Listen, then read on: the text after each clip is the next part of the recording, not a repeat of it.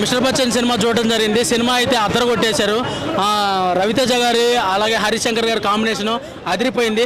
ముఖ్యంగా ఈ సినిమాలో హైలైట్ ఏదైనా ఉందంటే రవితేజ గారి యాక్టింగ్. రవితేజ గారు ఆ సెంటిమెంటల్ సీన్స్ అవ్వచ్చు, అలాగే సాంగ్స్ అవ్వచ్చు. సాంగ్లు ఈ సినిమాల్లో రవితేజ గారు డ్యాన్స్ అయితే అదరగొట్టేశారు. అలాగే ఫైట్లు కూడా సూపర్గా చేశారు. అసలు ఏ సినిమాలో చేయనటువంటి ఫైట్లు ఈ సినిమాలో చేశారు. నాకు మామూలుగా అయితే ఫైట్లు ఉన్న సినిమాలు అంటే ఇష్టము. ఈ సినిమాలో ఫైట్లు అయితే అదరగొట్టేశారు. హరీష్ శంకర్ రవితేజ కాంబినేషన్ అంటే మిరపకాయ రేంజ్ ఎక్స్పెక్ట్ చేసాం, కానీ అంతేం లేదు. బట్ అసలు మనకి చూసారు ఫస్ట్ హాఫ్ లవ్ ట్రాక్ ఏదైతే ఉందో మిరపకాయ నుంచి కాపీ కొన్నాడు అనిపించింది. అది కూడా మనకి సునీల్ పేస సత్యాన్ని పెట్టారు. ఇంటర్వెల్ ఒకటి బాగుంటుంది. సెకండ్ హాఫ్లో రైడ్లు తప్ప అన్నీ చేస్తాడు. హరిశంకర్ గారి డైరెక్షన్ గురించి మాట్లాడాలి. ఓన్లీ ఈ సినిమా మామూలుగా అయితే హిందీ సినిమా రైడ్ సినిమాకి రీమేక్ అనమాట. ఆ సినిమాలో ఉన్నటువంటి ఓన్లీ హీరో అనే అతను ఇన్కమ్ ట్యాక్స్ ఆఫీసరు. అతను ఒక పొలిటీషియన్ ఇంట్లో రైడ్ చేస్తారనే చిన్న కాన్సెప్ట్ని తీసుకొని హరిశంకర్ గారు తన ఎంటర్టైన్మెంట్ని మొత్తం యాడ్ చేసి మొత్తం చాలా బాగా స్క్రిప్ట్ రాసుకున్నారు. ఫస్ట్ హాఫ్ అయితే అదిరిపోయింది. సెకండ్ హాఫ్ కొంచెం సీరియస్గా ఉంటుంది. అలాగే అక్కడక్కడ కొంచెము సెకండ్ హాఫ్లో కొంచెం స్లోగా అనిపించింది. అది ప్రతి సినిమాలో ఉండేది. ఇప్పుడు కల్కి సినిమా చూసినా కూడా ప్రతి దాంట్లో కూడా క్యారెక్టర్స్ని పరిచయం చేయడము, అలాగే ఒక ప్రపంచంలోకి తీసుకెళ్ళడము. అంటే దాన్ని సినిమా టెర్మినాలజీలో చెప్పాలంటే ఓల్డ్ బిల్డింగ్ అంటారు. ఓల్డ్ బిల్డింగ్ చేయడము ఇదంతా ప్రతి సినిమాలో ఉండేది.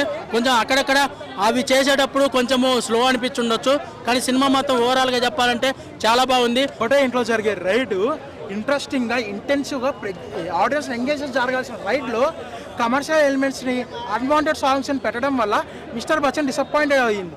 ఇంకా అసలు రొట్టె అనిపిస్తుంది సినిమా. కొత్తదనం అయితే ఏ ఉండదు మిస్టర్ బచ్చన్ అయితే.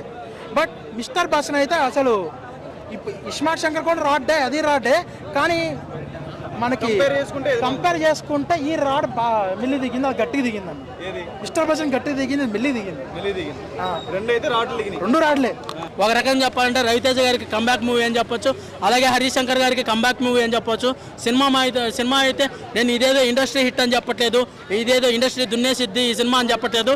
కానీ ఈ సినిమాని ప్రతి ఒక్కరూ దాన్ని ఏమంటారు, ఒకసారి సినిమా చూడదగిన సినిమా.